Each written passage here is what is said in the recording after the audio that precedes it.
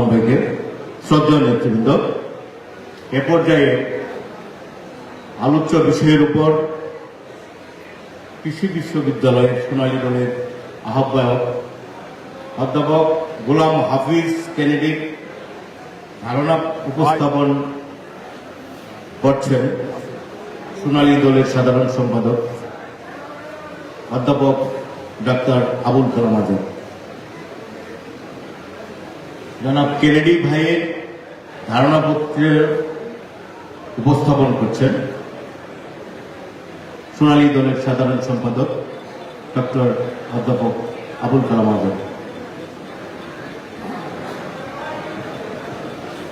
বিসমিল্লাহির রহমানির রহিম। শহীদ রাষ্ট্রপতি জিয়াউর রহমান বাংলাদেশের স্বাধীনতা, সার্বভৌমত্ব এবং গণতন্ত্র এই যে বিষয়গুলো, এই বিষয়গুলোর সাথে সরাসরি ওতপ্রোতভাবে জড়িত। আমি শহীদ রাষ্ট্রপতি জিয়াউর রহমানের কৃষি সেক্টরে যে অনন্য অবদান রেখেছেন সেই বিষয়ে আলোচনা করার পূর্বে আমি ধন্যবাদ জানাচ্ছি আজকের এই কৃষি ও কৃষকের উন্নয়নে এবং শিল্পের বিকাশে শহীদ রাষ্ট্রপতি জিয়াউর রহমানের যে অবদান, সেই আলোচনা শীর্ষক অনুষ্ঠানের সম্মানীয় সভাপতি, বিএনপির সাংগঠনিক সম্পাদক সৈয়দ আমরান সালেহ প্রিন্স এবং আজকের যে অনুষ্ঠান, এই অনুষ্ঠানের যে প্রধান অতিথি বৃহত্তর ময়মনসিংহ বিভাগের কৃতি সন্তান, বিএনপি প্রতিষ্ঠাকালীন শ্রম বিষয়ক সম্পাদক এবং বর্তমানে আন্তর্জাতিক খ্যাতি সম্পন্ন শ্রমিক নেতা এবং আমাদের বিএনপি স্থায়ী কমিটির অন্যতম বরিষ্ঠ নেতা জনাব নজরুল ইসলাম খান সহ বিএনপির জাতীয় নির্বাহী কমিটির বিভিন্ন স্তরের নেতৃবৃন্দ, পেশাজীবী নেতৃবৃন্দ, সাংবাদিকবৃন্দ এবং আমার সামনে উপস্থিত বিভিন্ন স্তরে বিএনপি নেতৃবৃন্দ সবাইকে জানাচ্ছি আন্তরিক শুভেচ্ছা এবং অভিনন্দন। আপনারা জানেন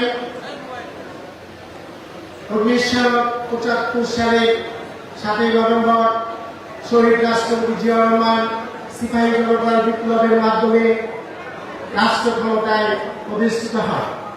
যেহেতু একদম জনসাধারণ তার ওই আন্দোলনে সম্পৃক্ত হয়েছিল, তাই তার জ্ঞান, তার যে চিন্তা, তার যে মনন, সব কিছু উনি সন্নিবেশিত করেন জনসাধারণের কল্যাণের জন্য।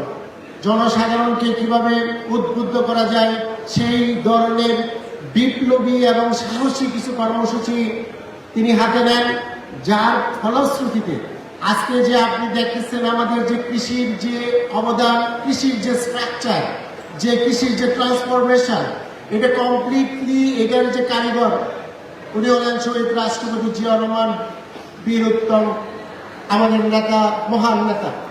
তিনি যে সমস্ত কর্মসূচি, বিপ্লবী এবং সাহসী কর্মসূচির মাধ্যমে আমাদের কৃষি সেক্টরকে আজকের এই অবদান, যে জিডিপিতে যে 13% সবচেয়ে বেশি অবদান, এইটার মূল কারিগর ছিলেন শহীদ রাষ্ট্রপতি জিয়াউর রহমান।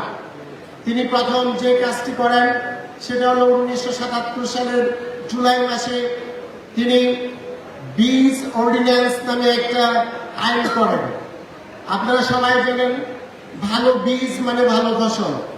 আর শহীদ রাষ্ট্রপতি জিয়াউর রহমান কোনো এগ্রিকালচারিস্ট ছিলেন না, কিন্তু একজন ভিশনারি রাষ্ট্রনায়ক ছিলেন, যার জন্য উনি চিন্তা করলেন যে যদি কৃষকের উন্নয়ন করতে চায় তাহলে আমাকে ভালো বীজ কালেক্ট করতে হবে এবং ভালো বীজের যে উৎস বা সোর্স সেটাকে কনফার্ম করতে হবে। সেই জন্যই তিনি কৃষকরা যাতে বাজার থেকে আপনার নিম্নমানের বীজ সংগ্রহ করে প্রতারিত না হয়, সেই জন্য তিনি বীজ অর্ডিন্যান্স চালু করলেন।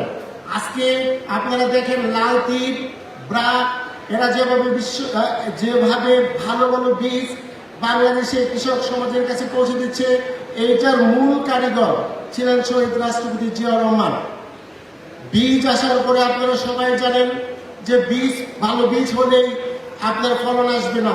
ফলনের জন্য আমাদের প্রয়োজন সার, প্রয়োজন পানি, প্রয়োজন সেচ যন্ত্র এবং পাওয়ার টিলার বা চাষ যন্ত্র। শহীদ রাষ্ট্রপতি জিয়াউর রহমান যে কাজটা করলেন আপনারা সবাই জানেন, যারা এখানে আমাদের শ্রমিক নেতা, বিশিষ্ট শ্রমিক নেতা জনাব বীর মুক্তিযোদ্ধা এবং যিনি শহীদ রাষ্ট্রপতি জিয়াউর রহমানের সাথে রাজনীতি করেছেন, তিনি জানেন যে ওই সময়ে আমাদের যে এগ্রিকালচারের যে ইনপুট, এগ্রিকালচারের জন্য যে সার, সেচ, পানি, সার যন্ত্র এবং অন্যান্য যে হারভেস্টিং ইকুইপমেন্ট, এই সব যন্ত্রপাতি আপনার কন্ট্রোল করতে রাষ্ট্রীয় কিছু সংস্থা, যেমন বাংলাদেশ কৃষি ব্যাংক, তারপরে পণ্য উন্নয়ন এবং আপনার অন্যান্য কিছু রাষ্ট্র নিয়ন্ত্রিত আপনার সরবরাহ, তিনি এটা ভেঙে দিলেন। ভেঙে দিয়ে এই যন্ত্রপাতি কিভাবে আপনার মনে করেন কৃষকের দুয়ারে চলে যায়, সেই জন্য তিনি যে কাজটা করলেন সেটা হলো এটার মার্কেটিং এবং এক্সটেনশন, এটার জন্য আপনার মনে করেন যে একটা সিস্টেম দাঁড় করলেন, যার দরুন কৃষকেরা আধুনিক মানসম্মত সেচ যন্ত্র, চাষাবাদ যন্ত্রপাতি মানুষের দূর করে চলে যাওয়ার পরে আপনি যেখানে 1974-1975 সালে, আপনারা সবাই জানেন 1974 সালে বাংলাদেশে দুর্ভিক্ষ হয়েছিল, 1980 এবং 81 সালে, যেখানে 1974 এবং 75 সালে বাংলাদেশে খাদ্য উৎপাদন ছিল 1,11,00,000 মেট্রিক টন। সেখানে শহীদ রাষ্ট্রপতি জিয়াউর রহমানের কিছু বিপ্লবী সংস্থার কর্মসূচির মাধ্যমে এই খাদ্য উৎপাদন 1,36,00,000 প্রায় 37 লাখ মেট্রিক টনে পৌঁছায়, যার দরুন আমাদের উদ্বৃত্ত খাদ্য আমাদের পার্শ্ববর্তী দেশ নেপাল এবং আপনার ইন্দোনেশিয়া, ওই সমস্ত দেশে আমরা পৌঁছাতে সক্ষম হয়েছি। তারপরে উনি যে কর্মসূচিটা হাতে নিলেন, যখন ভালো বীজ এবং ভালো যন্ত্রপাতি কৃষকের হাতে চলে গেল, তখন উনি চিন্তা করলেন যে সাস্টেনেবল এগ্রিকালচার যদি আমি করতে চাই, তাহলে আমাকে খাল খনন কর্মসূচি হাতে নিতে হবে। কারণ 60-এর দশকে সবুজের যে বিপ্লব, এই বিপ্লবটা হয়েছিল শুধুমাত্র সেচের যে উৎস পানি, সেটা আপনার কৃষকের দরে পৌঁছে দেওয়ার জন্য।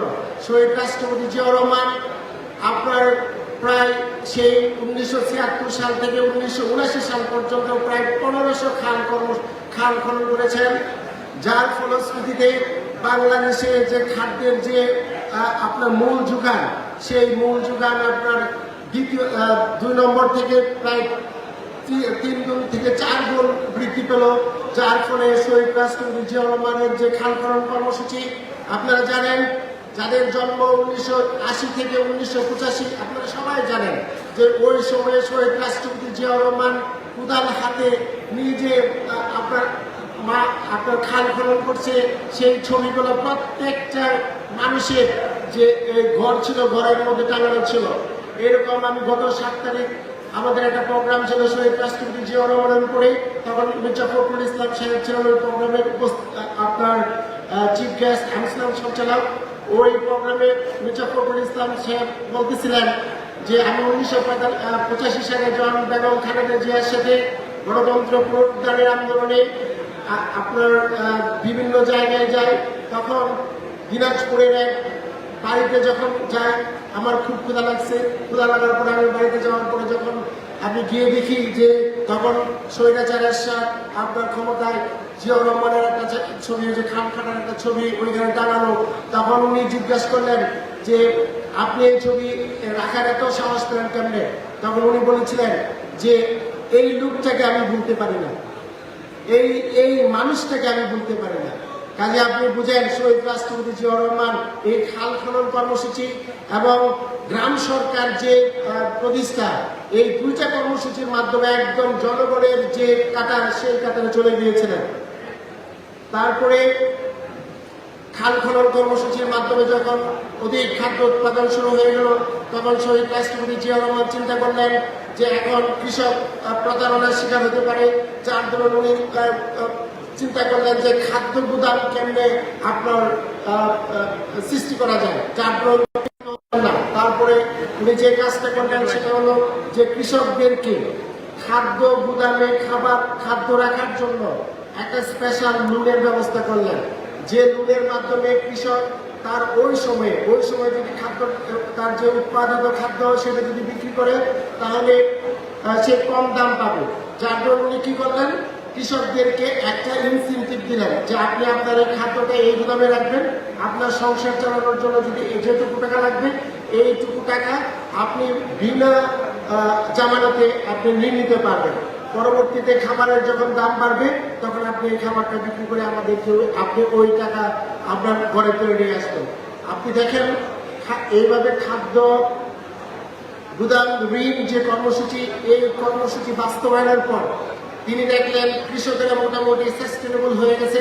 তারপর উনি শুরু করলেন কৃষকদেরকে একটা স্পেশাল লোন দিলেন প্রায় 100 কোটি টাকা। 1977 সাল, আপনারা চিন্তা করতে পারেন যে 100 কোটি টাকা কৃষকদেরকে বিনা আপনার জামানতে ঋণের ব্যবস্থা করলো। কৃষকরা এই ঋণ পেয়ে, তার সেচের যন্ত্র পেয়ে, ভালো বীজ পেয়ে, ওই যে আপনার 77 থেকে 81 যে খাদ্যর যে আপনার বাম্পার ফলন হয়েছিল, সেই বাম্পার ফলনের ফলে কিন্তু আজকের এই যে কৃষির যে আপনার উন্নয়ন এবং আধুনিকায়ন এটা গড়ে ওঠে। তারপর শহীদ রাষ্ট্রপতি জিয়া চিন্তা করলেন যে এইভাবে হবে না, 68,000 গ্রামের কৃষক বাঁচতে এই বাংলাদেশের যে অর্থনৈতিক চাকা এটা বাঁচবে। সেই জন্য উনি কি করলেন, উনি REB যে রুরাল ইলেকট্রিফিকেশন বোর্ড, যেটাকে আমরা বলি পল্লী উন্নয়ন বোর্ড, এই পল্লী বিদ্যুতায়ন বোর্ড উনি আপনার প্রতিষ্ঠিত করলেন। এই পল্লী বিদ্যুতায়ন বোর্ড প্রতিষ্ঠিত করা ছিল এই তৃতীয় মহাদেশের মধ্যে, যে আমাদের যে সাবকন্টিনেন্টের মধ্যে প্রথম শহীদ রাষ্ট্রপতি জিয়াউর রহমান এই পল্লী উন্নয়ন বিদ্যুৎ বোর্ড প্রতিষ্ঠিত করেন। আজকে প্রায় 3.5 কোটি এবং 98% গ্রামের কৃষক মেহনতি মানুষ এই পল্লী বিদ্যুতায়ন বোর্ডের সেবায় আপনার উপকৃত হচ্ছে। আমার বক্তব্যটা একটু ল্যান্ডি হতে পারে, আপনারা অন্যভাবে নিয়ে না। পল্লী বিদ্যুতায়ন বোর্ড প্রতিষ্ঠিত করার পর উনি চিন্তা করলেন যে যেহেতু পল্লী বিদ্যুতায়ন বোর্ড প্রতিষ্ঠিত হয়ে গেছে এবং গ্রামের কৃষকরা মোটামুটি তার যখন বড় ধান চাষ করা দরকার, সে পর্যাপ্ত পরিমাণ বিদ্যুৎ পাচ্ছে, তখন তিনি যে কাজটা করলেন সেটা ছিল আরো মিশনারি। উনি চিন্তা করলেন যে এখন যে আপনাদের BSCR, আপনারা সবাই জানেন BSCR, তখন উনি 1981 সালে উনি প্রতিষ্ঠিত করলেন BCIC প্রতিষ্ঠিত করেন এবং সার কারখানা প্রতিষ্ঠিত করেন, যেটা আমাদের আশেপাশে জিয়া সার কারখানা নামে প্রতিষ্ঠিত। এবং এই সার কারখানায় আপনার ওই সময় প্রায় 5,28,000 মেট্রিক টন সার উৎপাদিত হতো। আপনি চিন্তা করেন এখন আমাদের দেশে কিন্তু কোনো সার কারখানা নেই, সব আপনার আমাদের উৎপাদন থেকে আনতে হয়। এখন সমস্ত সার কারখানা আপনারা যে বিলীন করে দিচ্ছে আমাদের সরকার, বর্তমান সরকার। তারপর উনি যে কাজটা করলেন, আপনারা সবাই জানেন যে যুদ্ধোত্তর যে সময়টা ছিল 1971 থেকে 1975, এই যে সময়টা, যে আপনার শেখ মুজিবুর রহমান সাহেবের যে সময়টা, এই সময়ে আপনার 100% গম আপনার রাশিয়া, ইউক্রেন এবং ওইসব ইন্দোনেশিয়া, ওই সমস্ত দেশ থেকে আমদানি করতে হতো। শহীদ রাষ্ট্রপতি জিয়া চিন্তা করলেন যেহেতু কৃষক ধান উৎপাদন করতে পারতেছে, বিভিন্ন ধরনের শাকসবজি উৎপাদন করতে পারতেছে, আমি এখন কেন গম ধরবো না। তারপরে তিনি যে কাজটা করলেন, দিনাজপুরে আপনার গম রিসার্চ ইনস্টিটিউট একটা আপনার তৈরি করলেন, যেখানে গমের নিবিড় চাষ হবে এবং সেটাকে কিভাবে এক্সটেনশন করা যায়, সেটা জনগণের দুয়ারে পৌঁছে দেওয়া যায়, সেই ব্যাপারে উনি ভূমিকা নিলেন।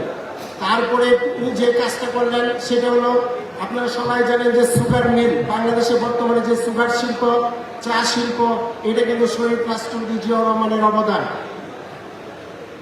এবং কৃষি সেক্টরে যাতে আপনার রিসার্চ এবং অন্যান্য যত কাজ আছে এগুলো করা যায়, সেগুলোর জন্য উনি ওনার রাষ্ট্রের যে ক্ষমতা, উনি যে রাষ্ট্রপতির ক্ষমতা বলে উনি প্রতিষ্ঠিত করলেন। আপনারা জয়দেবপুরে যে বাড়ি গান শুনেছেন, বাংলাদেশ এগ্রিকালচারাল রিসার্চ ইনস্টিটিউট, এই বাংলাদেশ এগ্রিকালচারাল রিসার্চ ইনস্টিটিউট শহীদ রাষ্ট্রপতি জিয়াউর রহমানের স্পেশাল অ্যাক্টের মাধ্যমে প্রতিষ্ঠিত। তারপরে উনি যে কাজটা করলেন আপনারা সবাই জানেন যে বাংলাদেশ ছিল তলাবিহীন জুড়ি, আমাদের বিদেশিরা আমাদেরকে ভিক্ষুকের জাতি বলতো। উনি বাড়ির যে মহিলা আছে তাদেরকে কর্মসূচিতে অর্থাৎ 2টা হাতের পরিবর্তে 6টা হাতকে কিভাবে কর্মসূচি মানে আপনার পল্লী উন্নয়নে গ্রাম উন্নয়নে ইনভেস্ট করা যায় ওই ধরনের কর্মসূচি হাতে নিলেন। উনি যুব উন্নয়ন প্রতিষ্ঠিত করলেন, যুব উন্নয়ন প্রকল্প যেটা এখন আমাদের যে আপনার যুব উন্নয়ন কেন্দ্র, এটা কিন্তু শহীদ রাষ্ট্রপতি জিয়াউর রহমানের অবদান।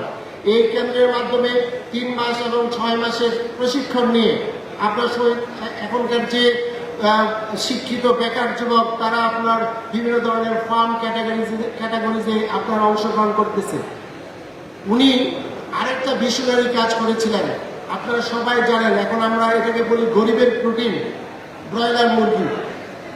এইটা কিন্তু শহীদ রাষ্ট্রপতি জিয়াউর রহমান 1977 সালে ফ্রান্স থেকে বাংলাদেশ বিমান কর্পোরেশনের মাধ্যমে ফ্রান্স থেকে বাংলাদেশে ইন্ট্রোডিউস করেন।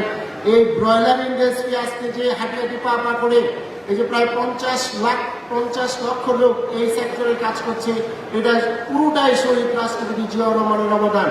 এবং এই যে আজকে আপনারা যে উন্নত জাতের যে গরুগুলি আমরা যেটাকে বলি আর্টিফিশিয়াল ইনসিমিনেশন, এই যে কৃত্রিম আপনার বীজ প্রস্থাপন যে কর্মসূচিটা, এটা কিন্তু শহীদ রাষ্ট্রপতি জিয়াউর রহমান নিজে যখন ভালো বীজের কৃষকের জন্য যখন ভালো বীজের ব্যবস্থা করলেন তখন চিন্তা করলেন যে যদি আমি আমার যে পশু সম্পদ আছে পশু সম্পদের জন্য আমি কি করতে পারি, তখন তিনি সেই আমেরিকার থেকে এই প্রযুক্তি নিয়ে আসলেন বাংলাদেশে।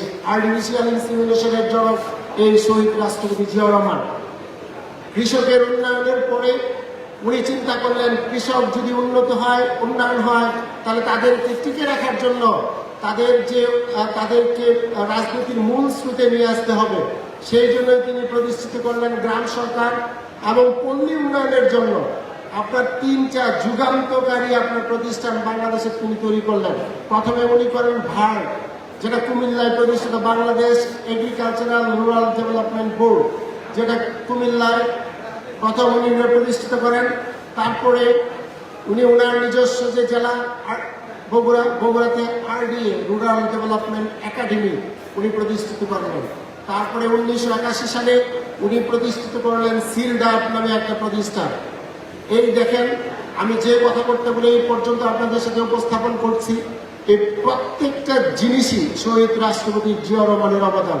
শহীদ রাষ্ট্রপতি জিয়াউর রহমান যদি না আসতেন তাহলে আজকের এই কৃষির যে অবদান, করোনাকালে পৃথিবীর অনেক দেশ তাদের অর্থনৈতিক কলাপস হয়ে গেছে, কিন্তু বাংলাদেশের অর্থনৈতিক কলাপস হয় নাই। কারণ হলো কৃষি, বাংলাদেশের প্রথম কৃষি এবং শহীদ রাষ্ট্রপতি জিয়াউর রহমানের স্লোগানে ছিল এটাই যে কৃষক বাঁচলে দেশ বাঁচবে, দেশ বাঁচলে আমি আপনি সবাই আমরা আমাদের যে স্বাভাবিক কর্মসূচি আছে সেগুলি আমরা করে যেতে পারবো। সেই জন্যই আমি শহীদ রাষ্ট্রপতি জিয়াউর রহমানকে স্যালুট জানিয়ে এবং